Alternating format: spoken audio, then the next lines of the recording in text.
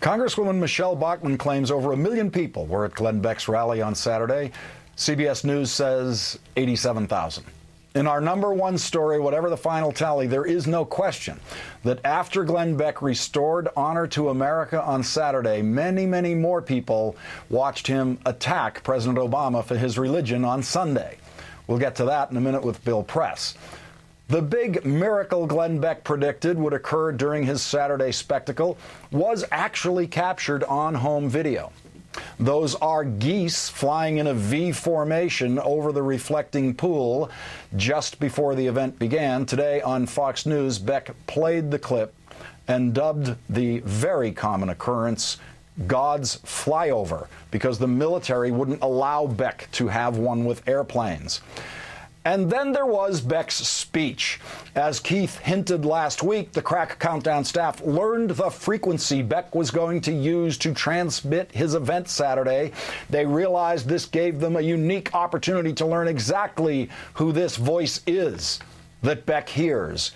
You will recall Beck's claim from last Wednesday. Instead of going for a speechwriter or anything else or trying to write something very eloquent, I am only writing a few bullet points. And I am doing that so I don't get in the way of the Spirit in case he wants to talk. And so when Saturday rolled around, we simply plugged into the frequency and taped the original source of the transmission of the voice Beck is hearing. Let's roll the tape from where we first intercepted the Beck signal. All right, before we put it on, should we test it? Hello, Glenn. It's you-know-who. Now, Glenn, let's get this over with. So like we rehearsed, just say, hello, America. Lord, I think I'm one of your dumber children. Speak slowly. Hello, America. Hello, America! All right, Glenn. We have a great deal to get through here. Read the Gettysburg Address. 77 years ago, our fathers brought forth... Now, blubber. Give it to me.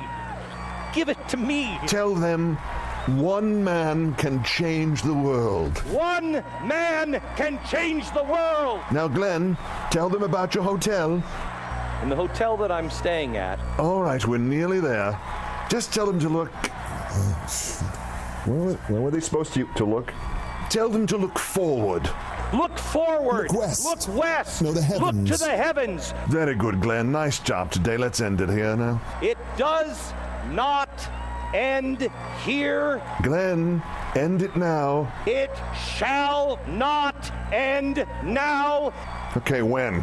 It shall not end in my generation, in your generation. Listen. America's honor has been restored. The nice people can stop hating their president. It's after 1 p.m. Let's wrap this up. Just say, God bless and good afternoon. God bless.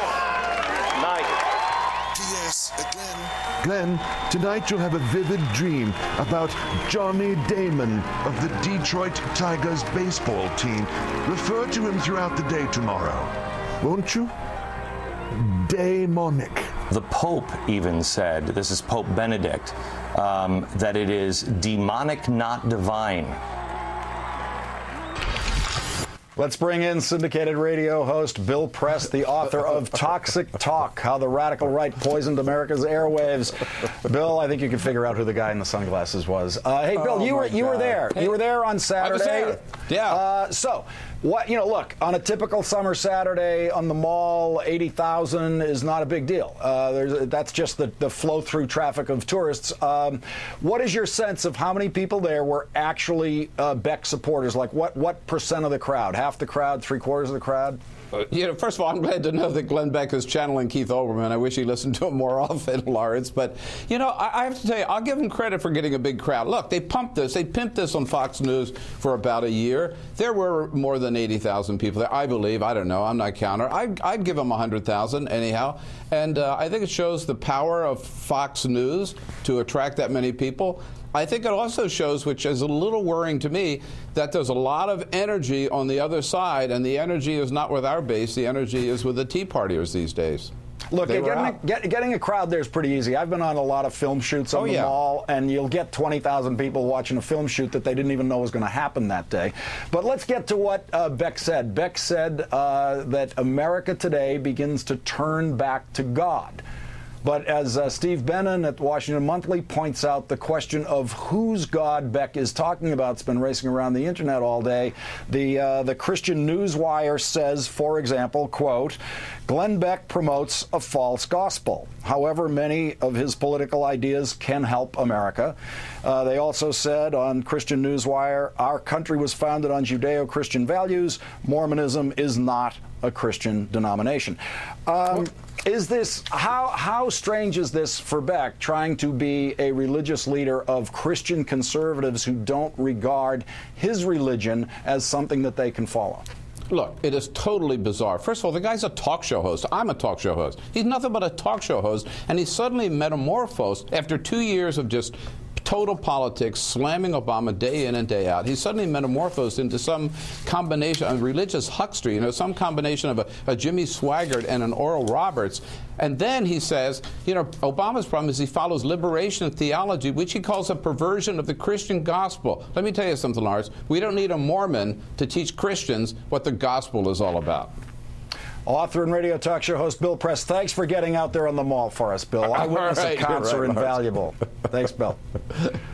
That's Countdown from Los Angeles for August 30th. I'm Lawrence O'Donnell, in for Keith Olbermann. My new show, The Last Word, debuts Monday, September 27th at 10 p.m. Eastern on MSNBC.